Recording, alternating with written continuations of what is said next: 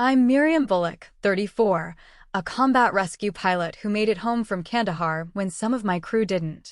For years, I carried the weight quietly, trying to keep my family from worrying, trying to make them proud. But when my own father told a VA doctor I was faking PTSD for attention, I made a choice that changed everything. Have you ever been dismissed or doubted by the one person you thought would always have your back? If so, tell me your story in the comments. You're not alone. Before I get into what happened, let me know where you're watching from. And if you've ever had to stand your ground after being disrespected, hit that like button and subscribe for more true stories about strength, truth, and reclaiming your worth. What came next? Even I didn't expect. I grew up in a town where everyone knew your business before you did. My father, Frank Bullock, ran the only independent garage on Main Street, the kind of place where men gathered on Saturday mornings to drink coffee from styrofoam cups and argue about carburetors. He taught me to strip an engine before I learned algebra, his calloused hands guiding mine over distributor caps and timing belts. When I told him I wanted to join ROTC my junior year of high school, he shook my hand like I was already an officer.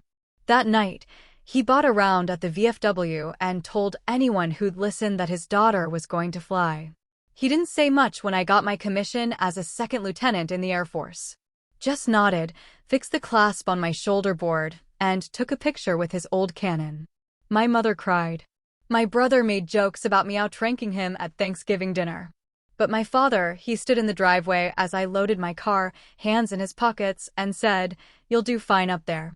It wasn't poetry, but it was enough. Bagram came first. 9 months of supply runs and medical evacuations, the kind of deployment where you came home with stories but not scars. My father asked questions when I called, tactical stuff, like what kind of aircraft I was flying and whether the mechanics knew what they were doing. He sent care packages with oil-stained notes and articles clipped from aviation magazines. When I came home, he threw a barbecue. His friends asked about the desert, and I gave them the sanitized version, sunsets over the Hindu Kush, the weight of the helmet, the hum of the rotors. They seemed satisfied. So did he. Kandahar was different. I deployed as a captain, leading a combat rescue team on HH-60 Pavehawks. The missions had names like Operation Iron Dagger and Operation Granite Shield, and they meant something different than supply runs.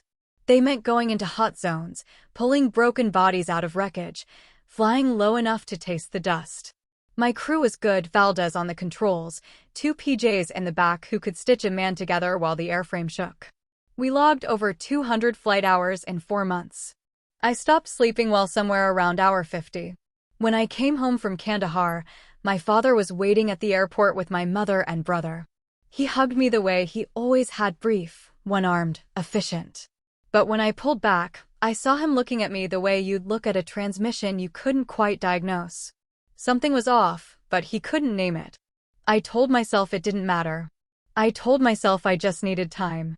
The first dinner back, he asked how it went. I said fine. He said I looked tired. I said I was. He started talking about a fuel pump he was rebuilding for a '68 Mustang, and I watched his mouth move without hearing the words. My brother said something about his new job at the county assessor's office, and my father clapped him on the shoulder. That's real work, he said. Steady. Secure.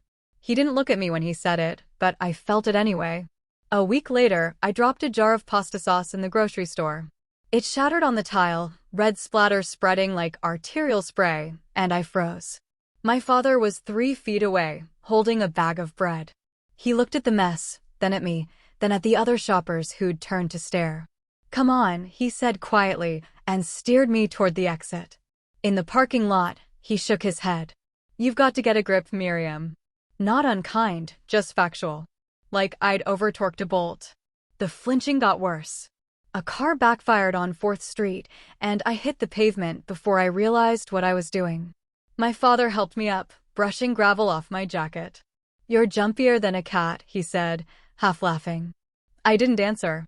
That night, he told my mother I was overreacting. I heard him through the wall.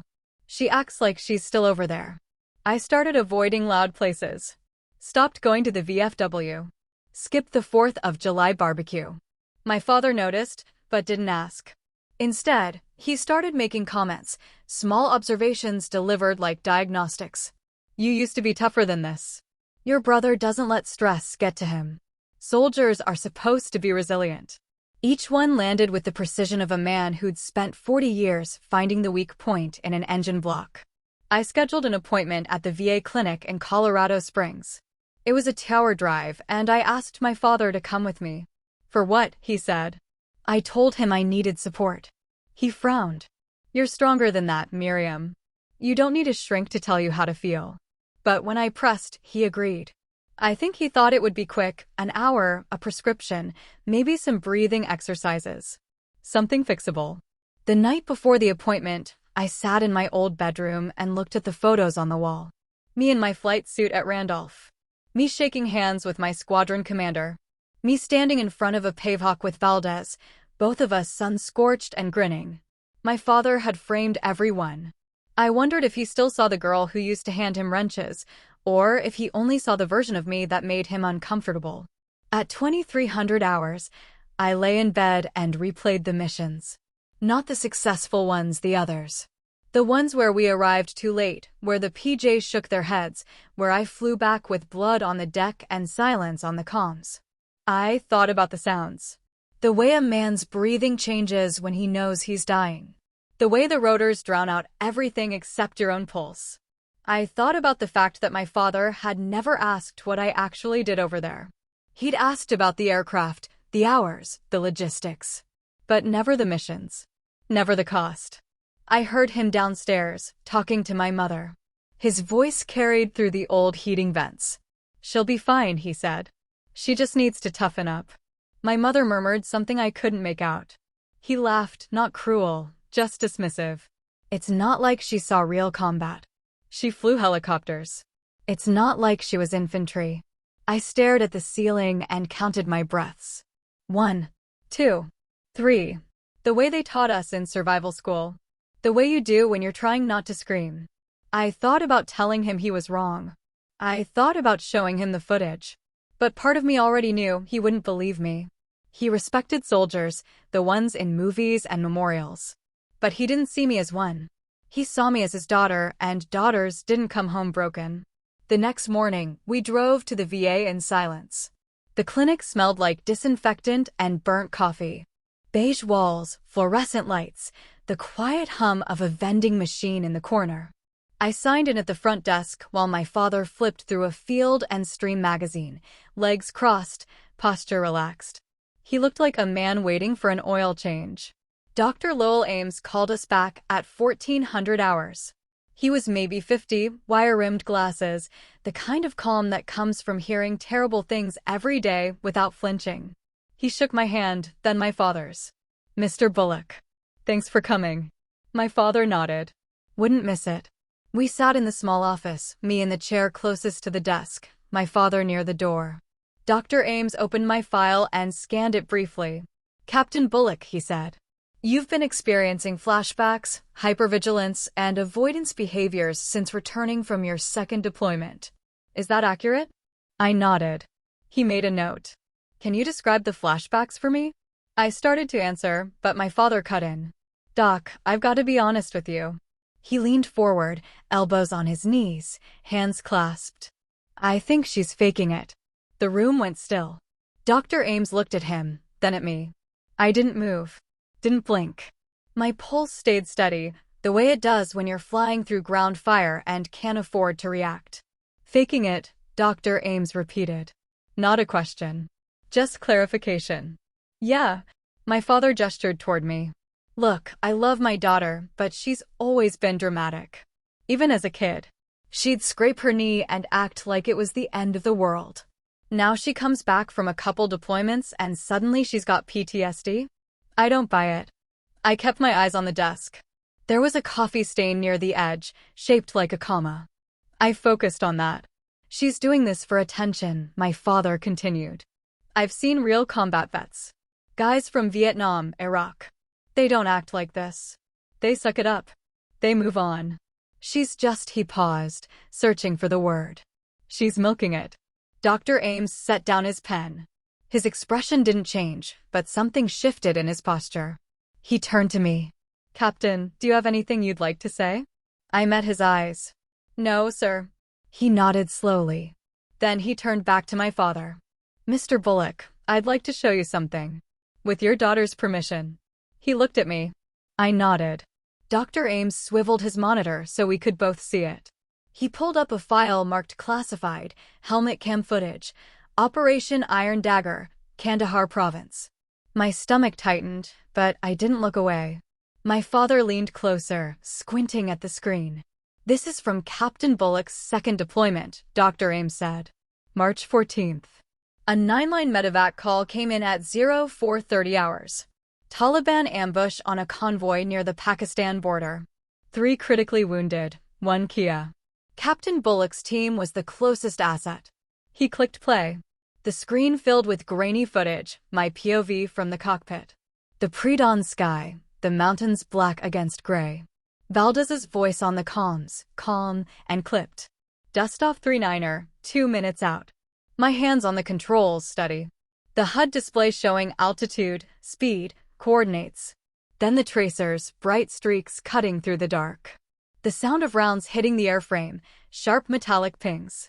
Valdez, taking fire, 11 o'clock. My voice, stay on approach. The footage shook as we descended. The landing zone was a nightmare, burning vehicle, bodies on the ground, muzzle flashes from the ridgeline. The PJs jumped out before we touched down. I kept the rotors hot, scanning for threats. Someone screamed on the comms. Not panic. Pain. The PJs dragged a soldier toward the bird, his legs gone below the knees. Blood everywhere. Another soldier stumbled on his own, holding his neck.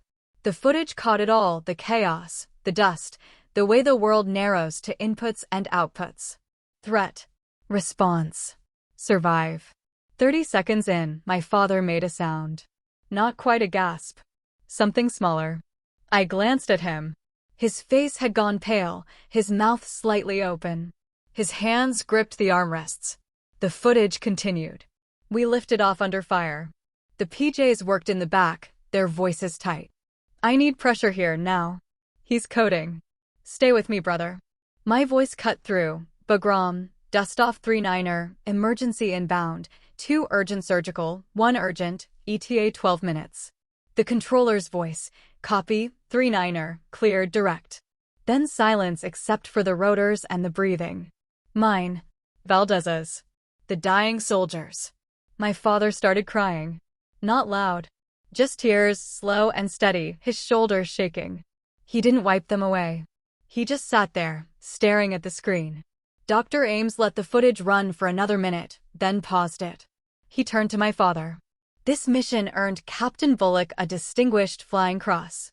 She flew into an active firefight, extracted 4 men under sustained enemy contact, and kept them alive long enough to reach surgical care. 2 of them survived. He closed the file. That's not drama, Mr. Bullock. That's combat. My father didn't answer.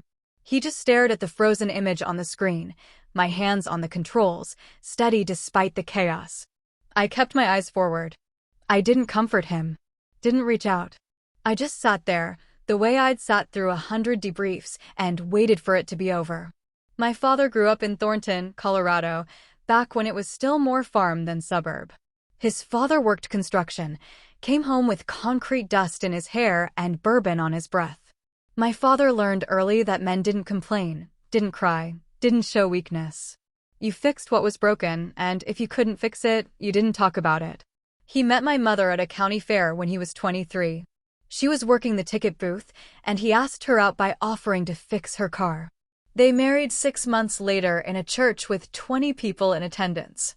My brother came first, then me 3 years later. My father wanted a son who'd take over the garage, and he got one. But my brother hated the smell of motor oil, hated the grime under his fingernails. He wanted clean hands and air conditioning. My father never said he was disappointed, but I felt it. I started hanging around the garage when I was 7.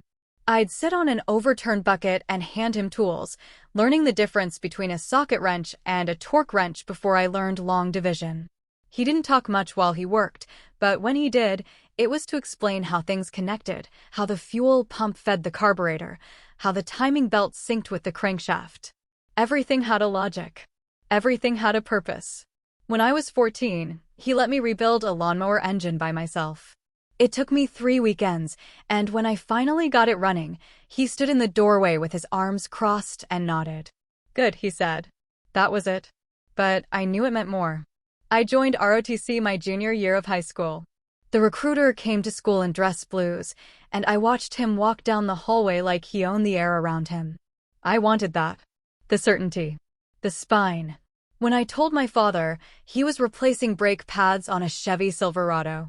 He wiped his hands on a rag and looked at me. "You sure?" I nodded.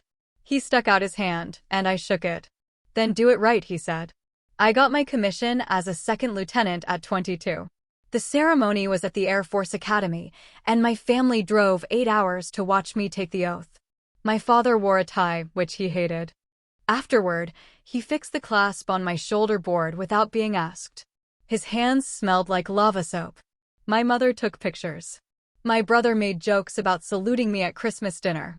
My father just stood there, hands in his pockets, and watched me like I was a project he'd finished. Bagram was my first real deployment. 9 months flying medevac runs out of a base that smelled like diesel and dust. The missions were straightforward: pick up the wounded, fly them to Landstuhl, repeat. I logged over 100 flight hours and came home with a tan and a stack of stories I could tell at barbecues. My father asked about the aircraft, the mechanics, the mission tempo. He sent care packages with beef jerky and crossword puzzles.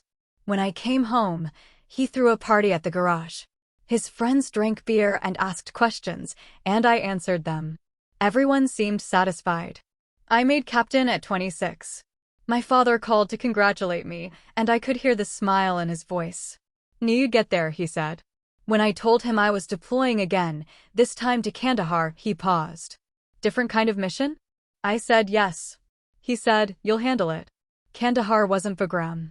Kandahar was low-altitude insertions into contested zones, flying through tracer fire with wounded men bleeding out in the back. My crew chief, Valdez, had been flying combat rescues for 6 years. She didn't flinch when the rounds hit the airframe. She just called them out, taking fire, 2 o'clock, and kept her hands steady. The PJs in the back were the same. Calm under pressure. Efficient. I learned to match their tone, to keep my voice level even when my heart was trying to punch through my ribs. We flew Operation Iron Dagger on March 14th.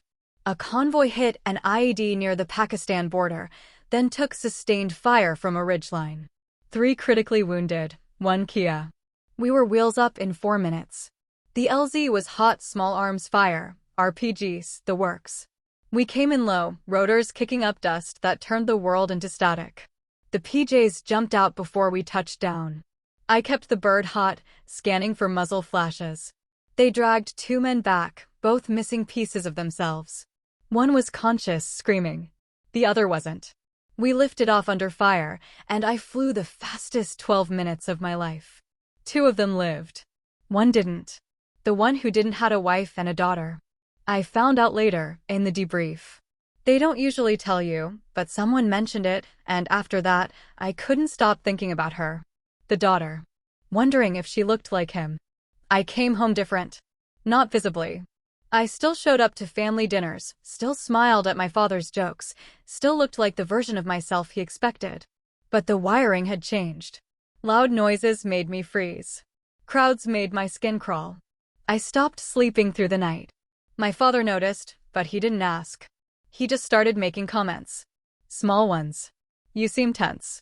You're not yourself. Soldiers are supposed to be tough." I wanted to tell him.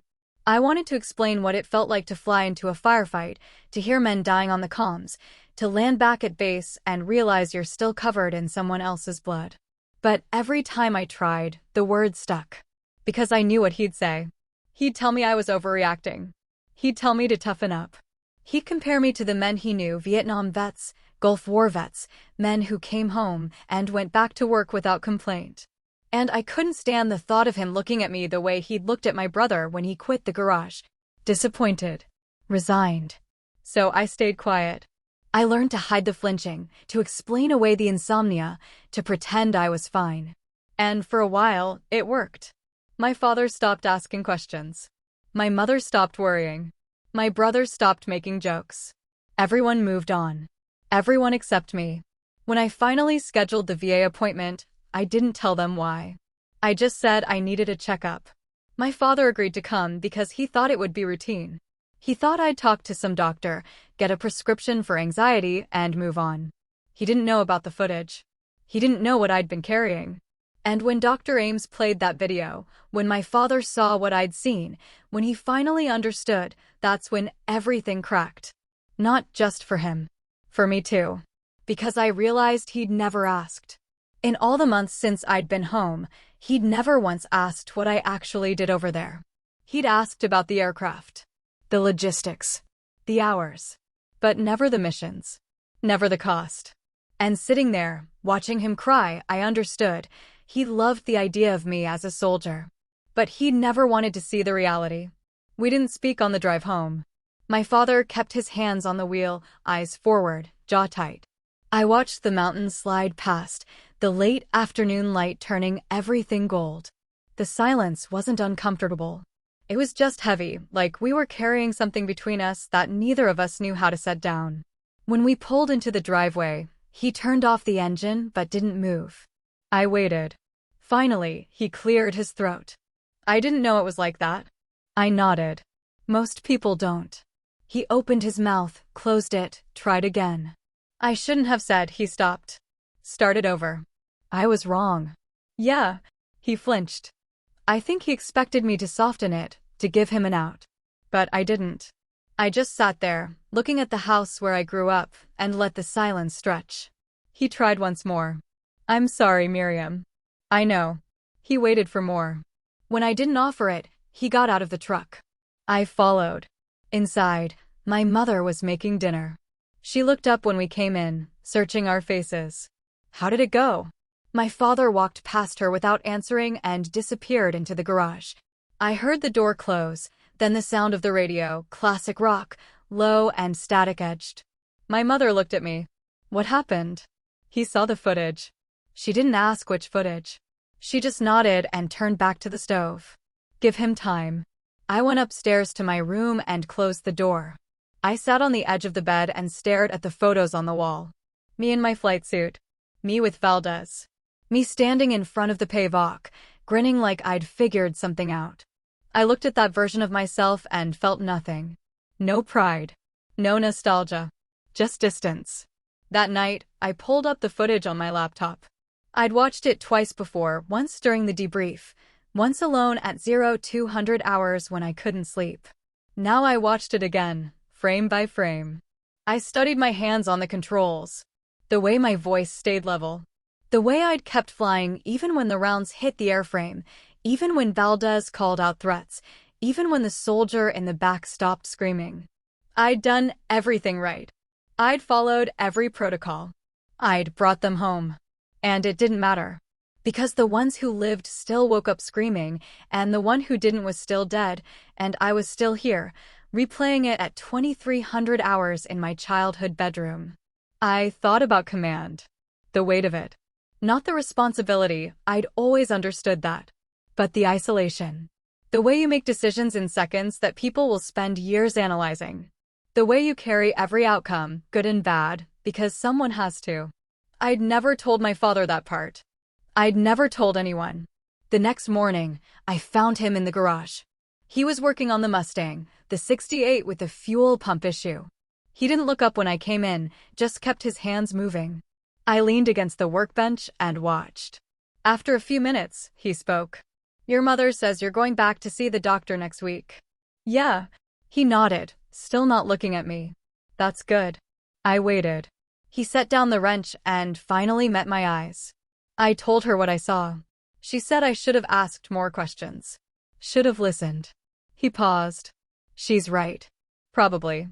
He almost smiled. Almost. You've always been honest. Even when it hurts. Learned it from you. That stopped him. He looked at me like he was seeing me for the first time, and I realized he was. Not the girl who handed him wrenches. Not the officer in the photos. Just me. Whoever that was now. I don't know how to help you, he said quietly. I don't need you to help. I need you to believe me. He nodded slowly. I do now. Later that day, my phone rang. Squadron Chaplain. I took the call outside, standing in the driveway where my father had taken my commissioning photo. Chaplain Morris had a voice like warm gravel. He'd done 3 tours himself, knew the signs. Captain, your evaluation came through. Medical board approved your reassignment.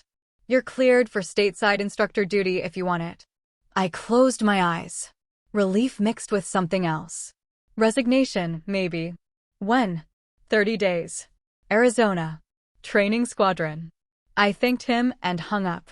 Inside, my mother was setting the table for dinner. My father was washing his hands at the kitchen sink. My brother was talking about a zoning issue at work. Normal. Routine. Safe. I looked at my father. He was drying his hands on a towel, watching me. I think he knew what the call meant. I think he understood that I was leaving, that this time it wasn't for deployment or orders, but because I needed distance. From him. From this house. From the version of myself I'd tried to keep alive here. He nodded once. Permission, maybe. Or acknowledgement. At dinner, I told them about the reassignment. My mother asked questions: where, when, what would I be doing? My brother made jokes about Arizona heat. My father stayed quiet, pushing food around his plate. When everyone else had finished and cleared out, he looked at me across the table. You won't come back much, will you? I thought about lying. Decided against it. Probably not. He absorbed that. Because of what I said. Because I need space. Space from me. Space from all of this. He looked around the kitchen, the same kitchen where I'd done homework, where he'd taught me to change a tire iron, where we'd celebrated every promotion and milestone. I don't blame you, he said. And for the first time since the appointment, I believed him.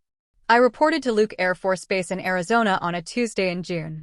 The heat hit like a wall, dry, relentless, the kind that bakes the thought out of you. I drove onto base with my orders in hand, my duffel in the back seat, and a strange calm settling over me. This was forward motion. This was distance. The training squadron was a different world. No combat missions. No medevacs. Just teaching new pilots how to fly, how to think, how to survive.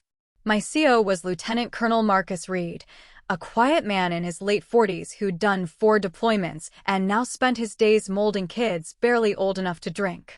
He shook my hand during in-processing and looked at me the way good commanders do, seeing past the uniform to the wiring underneath. Heard about Kandahar, he said. You did good work out there. Thank you, sir. You'll do good work here too. Different kind, but it matters. I nodded. He handed me my schedule. Ground school, flight instruction, evaluations. Routine. Predictable. Safe. The students were 22, 23, fresh out of flight school with perfect posture and unearned confidence. I watched them file into the briefing room that first morning, all pressed uniforms and nervous energy, and felt about 100 years old. Staff Sergeant Tom Baird was in the front row, notebook out, pen ready. He reminded me of myself at that age. Eager. Hungry. Unbroken. I taught them the basics. Flight planning. Weather analysis. Emergency procedures. I didn't tell them war stories. I didn't need to. They'd learn soon enough. Or they wouldn't, and they'd stay here, safe, teaching the next generation. Either way, it wasn't my job to scare them. It was my job to prepare them. The flashbacks didn't stop. They just changed shape. I'd be in the middle of a briefing, and someone would drop a binder, and suddenly I'd be back in the cockpit, rounds hitting the airframe, Valdez calling out threats. I learned to hide it. Pause. Breathe. Continue. The students never noticed. Reed did, but he didn't mention it. He just started checking in more often, casual conversations that gave me space to decompress. 3 months in, I got a letter. Commendation for Valor, signed by the squadron commander from Kandahar. It cited Operation Iron Dagger specifically. The DFC I'd earned had finally been processed, and now they wanted to hold a small ceremony. Nothing big. Just base leadership, a few squadron members, the usual formalities. I almost declined. But Reed pulled me aside. You earned it, Captain. Let them honor that. The ceremony was at 0900 hours on a Friday. They assembled in front of the squadron building, maybe 30 people. Reed read the citation aloud, dates, mission details, the clinical summary of what we'd done. He read it in that flat, professional tone officers use when they're describing something terrible. When he finished, he pinned the medal on my uniform and saluted. I saluted back. Everyone clapped. I stood there, feeling nothing. Afterward, Reed handed me his phone. Your father watched the live stream. I looked at the screen. There was a message from an unknown number. I opened it. Just 3 words, you looked proud. I stared at it for a long moment. Then I typed back, thank you, and nothing more. I handed the phone back to Reed and walked to my car. I sat in the driver's seat, engine off, and let the heat build. The metal was heavy on my chest. Not physically, just present. A reminder of something I'd done, something I'd survived, something my father had finally seen. I didn't feel proud. I felt tired. But maybe that was enough. Over the next few months, my father sent more messages. Short ones. Saw your name in the base newsletter. Your mother says you're doing well. Hope Arizona's treating you right. I answered most of them. Not long responses. Just acknowledgements. Yes. Thanks. I'm fine. He didn't push. Didn't ask when I'd visit. Didn't try to rebuild what we'd had. I think he understood that some things don't get rebuilt. They just get replaced with something different. Something quieter. Something that fits the people you've become. The PTSD was still there. It didn't disappear because I'd moved, or because I'd been decorated, or because my father finally understood. But it integrated. I learned its shape, its triggers, its patterns. I learned to manage it the way you manage any chronic condition, with discipline, routine, and the occasional bad day. The VA doc in Arizona was better than the one in Colorado. She didn't ask about my father. She just focused on the work. CBT. Exposure therapy. Medication when I needed it. Slowly, incrementally, I started sleeping through the night. Baird graduated top of his class. I shook his hand at the ceremony and told him to stay sharp. He thanked me, earnest and young, and I wondered if he'd end up like me. Or like Valdez. Or like the soldier who didn't make it. You never know until it happens. Reed called me into his office one afternoon and told me I'd been selected for promotion. Major. The board had convened, reviewed my file, and pushed me through. I'd pin on the gold oak leaf in 6 months. Congratulations, he said. I nodded. Thank you, sir. You've earned it. Not just the rank. The respect. I believed him. Not because of the medal or the promotion, but because I'd done the work. I'd flown the missions. I'd carried the weight. I'd survived. And now I was teaching others to do the same. That mattered. Maybe more than the combat ever did. That night, I called my father. He answered on the 3rd ring. Miriam? Hey, everything okay? Yeah. I just wanted to tell you I made major. Silence. Then, quietly, that's great, kiddo. Really great. Thanks. Another pause. You coming home anytime soon? I thought about it. Maybe. Not yet. Okay. He didn't sound hurt. Just resigned. Whenever you're ready. Yeah. We hung up. I sat on my couch in my small off-base apartment, looking at nothing, and felt the weight shift. Not gone. Just redistributed. My father understood now. And I understood him. We weren't fixed. But we were real. And maybe that was the best we'd get. A year passed. Then another. I made major and took over as the lead instructor for the combat rescue flight. The students kept coming young, eager, unaware of what waited for them. I taught them everything I could. Some of it stuck. Some of it didn't. That was the job. My father started volunteering at the VA. My mother told me in an email. He'd signed up to help in the equipment shop, fixing wheelchairs, repairing walkers, doing the grunt work that kept the place running. She said he didn't talk about it much, but he went every Tuesday and Thursday, regular as clockwork. I didn't comment. Just filed it away. Information without judgment. Veterans Day came around, and the base held a ceremony. Speeches. Flag presentations. The usual. I stood in the back, half listening, when I saw him. My father. Standing near the parking lot, wearing a unit pin on his jacket. My unit. The one from Kandahar. After the ceremony, I walked over. He saw me coming and straightened, hands at his sides. I stopped a few feet away. "Didn't know you were coming," I said. Wasn't sure if I should. He glanced at the pin. "Got this at the VA. Guy I was helping, he'd served with your squadron. Said you saved his life." March 14th. Operation Iron Dagger. I didn't react. Just looked at him. "I didn't ask for details," he continued. "Figured if you wanted to tell me, you would. But I wanted you to know I know now. What you did. What it cost." I nodded. "Okay." He shifted his weight, uncomfortable. "I've been going to the VA, helping out. Talking to guys. Learning." He paused. "It doesn't fix what I said. I know that. But I'm trying. I can see that." He looked at me, really looked, and for the first time in years, I saw something other than pride or disappointment. I saw respect. Hard-earned, reluctant, but real. "I'm proud of you," he said quietly. "Not because of the medals. Because you're still here. Still doing the work." I felt something crack, just a little. Not breaking. Just shifting. "Thanks." We stood there for a moment, neither of us sure what came next. Finally, he gestured toward the parking lot. "You got time for lunch?" I thought about it. About the distance I'd built, the walls I'd reinforced, the space I'd needed. And I realized it was still there. The distance. The walls. But they didn't have to be permanent. "Yeah," I said. "I've got time." We walked to his truck in silence. He unlocked it, and we climbed in. The cab smelled like motor oil and coffee, familiar in a way that hurt. He started the engine, then looked at me. "Where to?" I shrugged. "Somewhere quiet." He nodded and pulled out of the lot.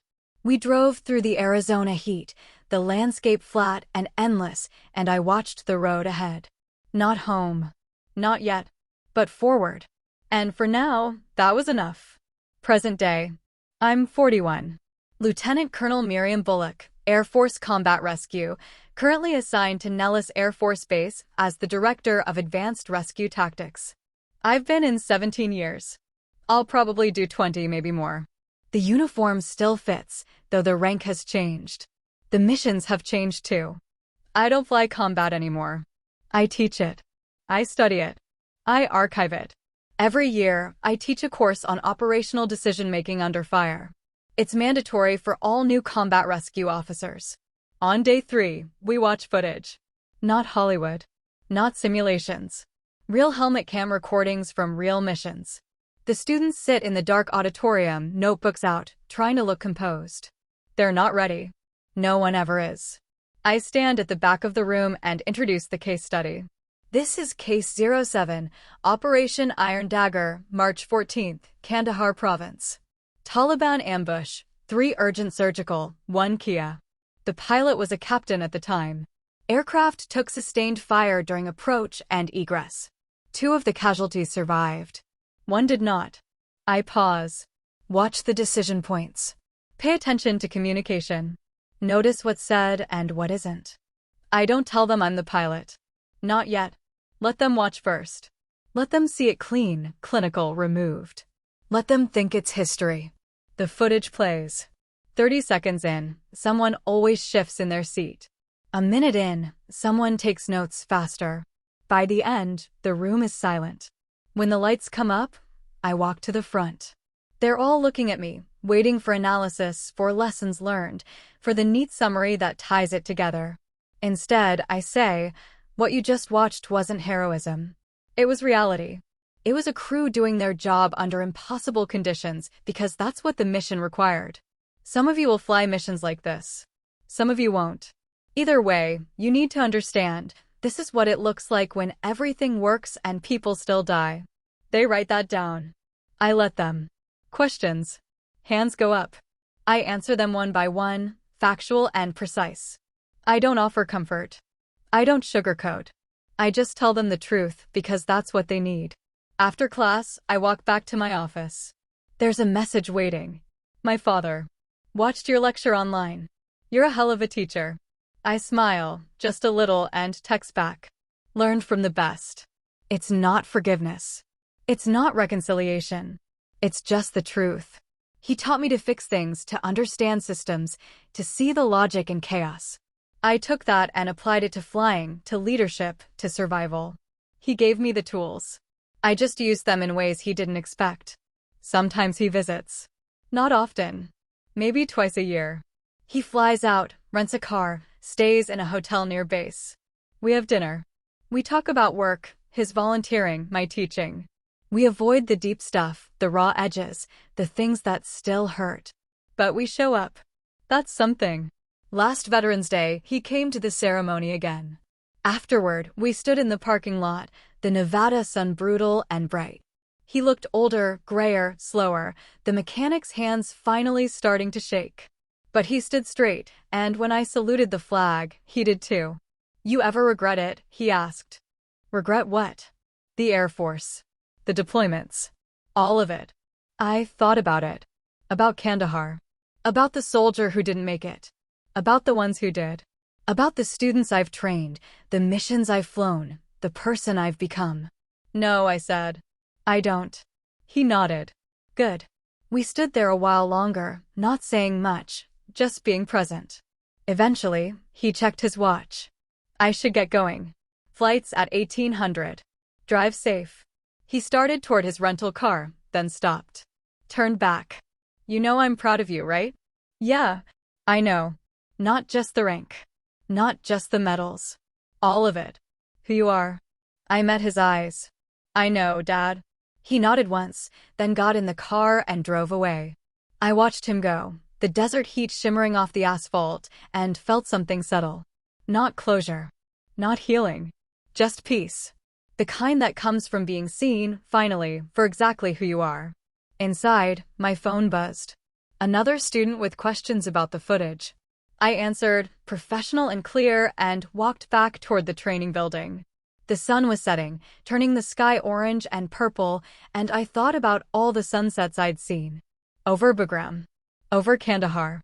Over Arizona. Over Nevada. Each one different. Each one proof I'd made it through another day. Respect doesn't come from medals. It doesn't come from rank or recognition or the things people say at ceremonies.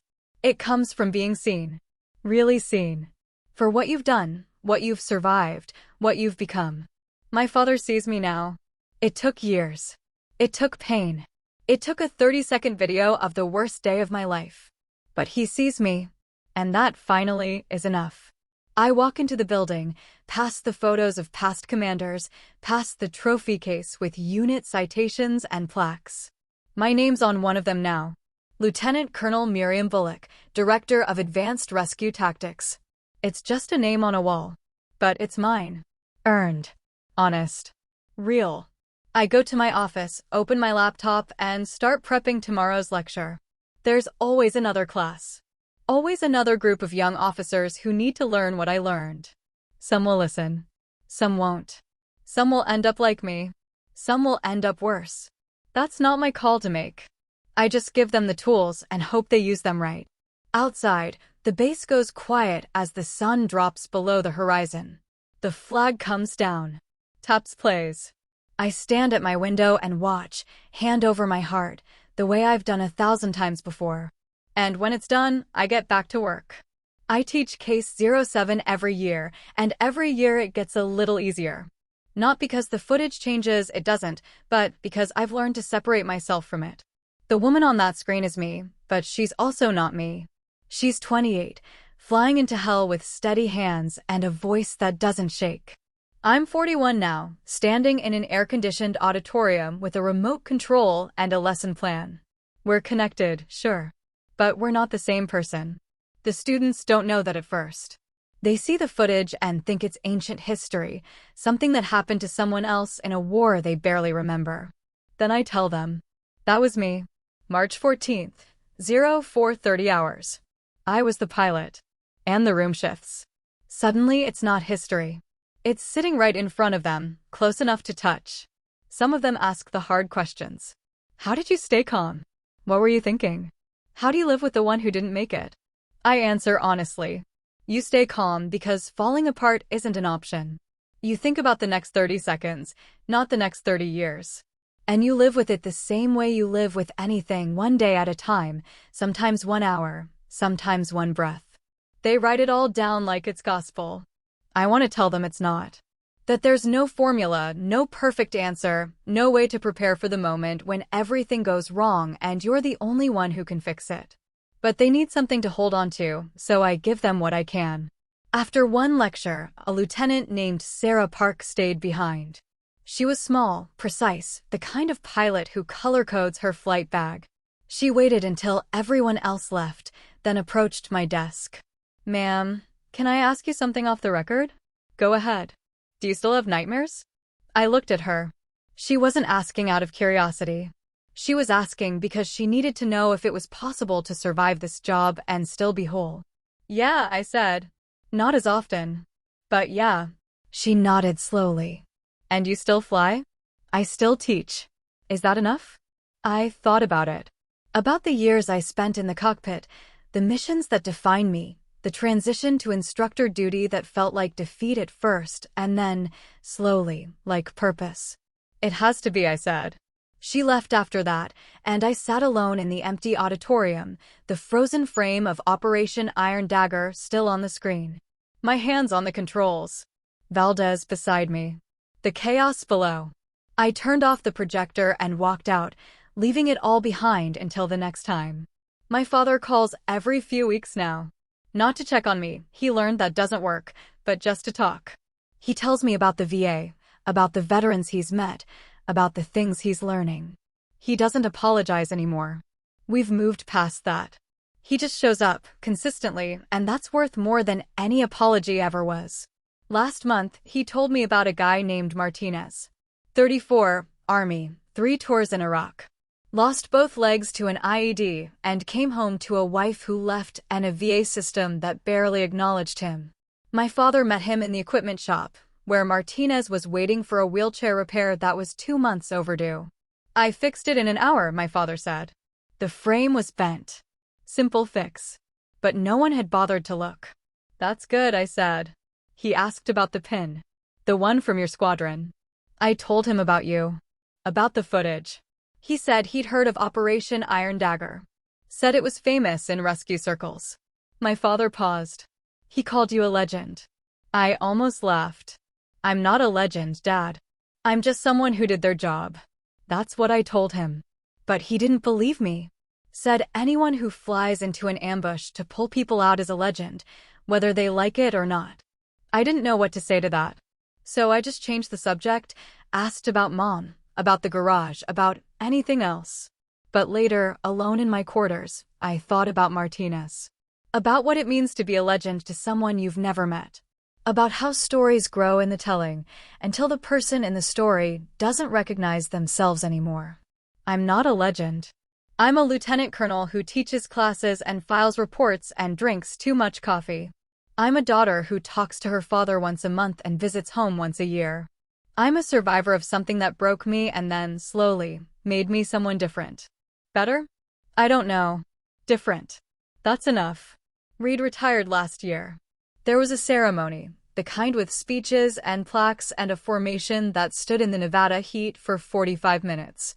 I sat in the front row and listened to people talk about his career, his leadership, his impact. When it was my turn to speak, I kept it short. Colonel Reed taught me that survival isn't the same as recovery. That you can be good at your job and still be broken. That it's okay to ask for help, even when everything in you says you should be able to handle it alone. I paused. He never said those things out loud. He just lived them. And that made all the difference. Afterward, he shook my hand. "You're going to be fine, Miriam. Better than fine." "You think so?" "I know so. You've got the hardest part figured out, how to keep going when everything in you wants to stop." He was right. I have kept going. Not because I'm brave or resilient or any of the words people use at ceremonies, but because stopping isn't an option. There are students to teach, missions to plan, systems to improve. There's work to do, and I'm good at it. That has to be enough. Last week, I got an email from Valdez. She's a major now, stationed at Ramstein, flying medevac missions over Europe and Africa. We don't talk often, but when we do, it's easy. She doesn't ask how I'm doing. She just tells me what she's working on, and I tell her the same, and we exist in that space where trauma doesn't need to be discussed because it's just part of the landscape. You ever think about getting back in the cockpit? She asked in her last email. Sometimes. But you won't. No. Because of the PTSD? Because I'm better at this. She didn't argue. Just sent back a single line. Fair enough. I printed the email and pinned it to my corkboard, next to the commendation letter and a photo of my crew from Kandahar. We're standing in front of the pavok, dusty and exhausted, and someone made us smile for the camera. I don't remember who took it, but I remember that day. March 15th. The day after Iron Dagger. We'd lost 1, saved 2, and everyone was trying to pretend it was a win. It wasn't a win. It was just what happened. And we kept flying. The footage lives in an archive now, along with hundreds of other missions from Iraq, Afghanistan, Syria, all the places we've fought in the last 20 years. Sometimes other instructors use it in their classes. Sometimes I hear about it secondhand. Someone mentions Case 07, and I nod and don't say anything. It's not mine anymore. It belongs to the Air Force, to the training pipeline, to the next generation trying to figure out how to survive. My father asked me once if it bothered me. Knowing that strangers are watching the worst moment of your life? It wasn't the worst moment, I said. The worst moment was 3 days later, when we got the casualty notification, and I had to write the report. The footage is just documentation. He thought about that. Still, it's personal. Everything in this job is personal. You just learn to compartmentalize. He nodded, and we moved on. But I thought about it later. About what it means to have your trauma turned into a teaching tool, your worst day reduced to 30 seconds of video and a set of bullet points. It should bother me. Maybe it does. But mostly I'm just glad it's useful. Glad that something good came out of something terrible. That's the best any of us can hope for. This year, on the anniversary of Operation Iron Dagger, I took the day off. I drove out to Red Rock Canyon and hiked one of the trails I used to run when I first moved to Nevada. The desert was quiet, just wind and rock and the distant sound of jets from Nellis. I sat on an outcropping and watched the sky, and I thought about the mission. About the 3 men we pulled out. About the one we didn't. About Valdez and the PJs and everyone who did their job that day, even though it wasn't enough. I didn't cry. I don't cry about it anymore. I just sat there and acknowledged it, the way you acknowledge a scar. It's part of me. It shaped me. But it doesn't define me. When I got home, there was a message from my father. Thinking about you today. I texted back, thanks. He didn't push for more. He's learned. That night, I pulled up the footage one more time. I don't do this often, maybe once a year if that. But sometimes I need to see it. To remember who I was, what I did, why it mattered. I watched my hands on the controls, steady despite the chaos. I listened to my voice on the comms, calm and directive. I saw the way Valdez moved, efficient and focused, and the way the PJs worked in the back, fighting to save lives even as the world exploded around them. And I felt something I don't usually feel, pride. Not in the outcome, I'll never be proud of losing someone. But in the effort. In the discipline. In the fact that we went in when no one else would, and we brought people home, and we did it right. That's what respect is built on. Not medals or commendations or speeches at ceremonies. But the quiet knowledge that when it mattered, you showed up. You did the work. You carried the weight. And you kept going. My father understands that now. It took him years, but he gets it. And that's why, when he visits, we don't talk about the past. We talk about the work. His work at the VA. My work training pilots. The small, incremental ways we're both trying to make things better. It's not redemption. It's not closure. It's just 2 people, connected by blood and history and a video that changed everything, trying to do right by the world. And somehow that's enough. 10 years later, I'm 51. Full colonel now, though I still think of myself as major half the time. The promotion to 06 came 3 years ago, quiet and expected, the kind of thing that happens when you stay in long enough and don't make waves.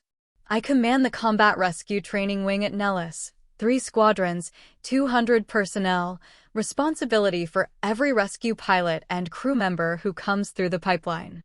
It's a desk job mostly, paperwork and policy and endless meetings about budgets and readiness metrics.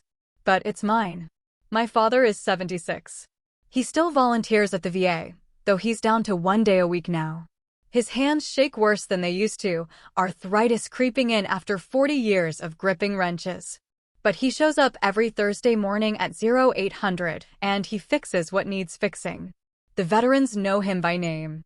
When I visit, they tell me stories, how Frank helped retrofit a prosthetic, how he jury-rigged a wheelchair so it could handle Colorado snow, how he sits with the new guys and just listens.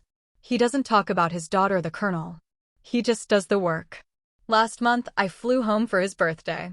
Not a milestone, just 76, just another year. But my mother called and said it would mean something if I came, so I did. I took leave, booked a flight to Denver, rented a car at the airport. The drive to Thornton felt longer than I remembered, the landscape both familiar and foreign. The town has grown. New developments where there used to be fields. A Starbucks where the old feed store stood. But the garage is still there, same sign, same bay doors, now run by a guy my father trained 20 years ago. I pulled into the driveway at 1800 hours. My mother was in the garden, and she stood when she saw me, brushing dirt off her knees. We hugged, and she held on a little longer than usual. "He's in the garage," she said. Of course he was. I found him sitting on a stool, working on something small, a clock, maybe, or a radio. The garage smelled the same. Motor oil and old coffee and sawdust. He looked up when I came in, and his face did something I'd only seen a few times. Relief, maybe? Or just happiness. "You made it," he said. "Wouldn't miss it." He set down the screwdriver and stood slowly, joints protesting. We shook hands, the way we always do, and then, for the first time in years, he pulled me into a hug. Brief. Awkward. Real. "Good to see you, kiddo." "You too, Dad." We spent the evening the way we always do now, dinner with Mom, my brother and his wife, and their 2 kids. The kids are teenagers now, loud and opinionated and glued to their phones. My brother works for the state, something to do with environmental regulation. We don't have much in common, but we're civil. Polite. He asks about the Air Force, and I give him the sanitized version. He talks about his job, and I nod in the right places. After dinner, my father and I sat on the back porch. The sun was setting, the sky turning purple and orange, and we didn't talk for a long time. Just sat there with beers we weren't really drinking, watching the light fade. "You ever think about retiring?" he asked finally. "Sometimes. But you won't." "Not yet. Maybe at 30 years. Maybe longer." He nodded. "You're good at what you do. So were you." He smiled a little. "Different kind of work. Same principles. Fix what's broken. Teach the next generation. Show up every day." He looked at me, and I saw him measuring something. Not judgment. Just assessment. "You turned out okay, Miriam." High praise. "I mean it. After everything, after what I said, after what you went through, you turned out better than okay." I didn't know what to say to that, so I just nodded. We sat in silence a while longer, and then he asked the question I'd been waiting for. "You still watch the footage?" "Once in a while." "Does it still bother you?" I thought about it. About the last time I'd watched it, 6 months ago, during a training review. About how clinical it felt now, like watching someone else's life. "No, not the way it used to." "Good." He paused. "I watched it again last week. At the VA. One of the guys asked about it, and I pulled it up on my phone." I looked at him. "Why?" "Because I wanted to remember. Not just what happened, but what I didn't see. What I refused to see." He set his beard down. "I was wrong, Miriam. Not just about the PTSD. About all of it. I wanted you to be strong the way I understood strength. I didn't realize you already were." "Dad, let me finish." His voice was steady, but his hands weren't. "I spent 10 years trying to make up for what I said in that office. Volunteering. Listening. Learning. And I thought maybe that was enough. But last week, watching that footage again, I realized it's not about making up for it. It's about understanding what you carry. What you've always carried. And I'm sorry it took me so long to see it." I felt something crack open, just a little. Not breaking. Just softening. You've been showing up, Dad. For 10 years. That's more than an apology. Is it enough?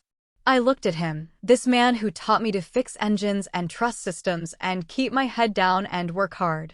This man who broke my heart and then spent a decade trying to earn back something he thought he'd lost. And I realized he hadn't lost it. It had just changed shape. Yeah, I said. It's enough. His eyes got wet, but he didn't cry. Just nodded and looked away, out at the yard where I used to play as a kid. You're a hell of an officer, Miriam. A hell of a person. Learned from the best.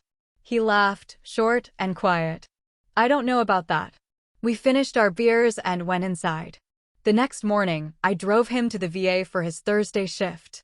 I'd never seen him work before, never watched him interact with the veterans, never saw the version of him that existed in that space. I sat in the waiting area and observed. He moved slower than he used to, but with the same precision. A young guy came in with a walker that wouldn't lock properly. My father took it apart, identified the problem, a worn pin, and fabricated a replacement from a bolt and some washers. 10 minutes and the walker was solid again. The young guy tried to pay him. My father waved him off. Just pass it on, he said. An older vet, Vietnam era, stopped by to talk. They stood by the workbench and spoke quietly, and I couldn't hear what they said. But I saw my father's face, open, present, listening without judgment. When the vet left, my father went back to work, and I realized this was his mission now. Not loud or decorated or visible. Just consistent. Just real. At noon, I met him for lunch at a diner near the base. We ordered sandwiches and coffee, and he asked about my job. I told him about the new training protocols, the budget fights, the challenge of preparing pilots for wars we're not sure we'll fight. He listened the way he listens now, fully, without interrupting, without offering solutions. Just absorbing. You ever regret staying in? He asked. No. You? Regret what? The garage. Staying in Thornton. The quiet life. He considered it. No. I did what I was built to do. Same as you. Fixing things. Fixing things, he agreed. Before I left, he walked me to my rental car. The sky was overcast, threatening snow. He stood with his hands in his pockets, the same way he'd stood when I left for the academy 29 years ago. Come back when you can, he said. I will. And Miriam, he paused, searching for words. I'm proud of you. I know I've said it before, but I need you to hear it now. Not because of the rank. Not because of what you've done. But because of who you are. You're the best thing I ever built. I felt my throat tighten. Dad, I mean it. You're the best thing. I hugged him then, really hugged him, and for a moment we just stood there in the cold, holding on. When I pulled back, his eyes were wet again, but he was smiling. Love you, kiddo. Love you too, Dad. I drove away, watching him in the rearview mirror until he disappeared. And I thought about the long road from that VA clinic to here. From betrayal to understanding. From distance to presence. It took 10 years. It took work. It took both of us showing up, again and again, even when it hurt. But we made it. Back at Nellis, I returned to the routine. Meetings. Briefings. Training reviews. But something had shifted. Not externally, the work was the same, the rank was the same, the mission was the same. But internally, I felt lighter. Like I'd been carrying something I didn't know I was carrying, and I'd finally set it down. That weekend, I pulled up the footage one more time. Operation Iron Dagger. March 14th. 23 years ago now. I watched my younger self fly into chaos, and I felt, not pride, not pain, but gratitude. Gratitude that I survived. Gratitude that I kept going. Gratitude that the girl in that cockpit became the woman I am now. I closed the file and sent a message to my father. Thanks for Thursday. Meant a lot. He replied an hour later. Anytime. That's what family does. I smiled and put my phone away. He was right. That's what family does. They show up. They do the work. They carry what needs carrying. And when they can't carry it alone, they share the weight. Respect doesn't come from medals or rank or recognition. It comes from being seen. Really seen.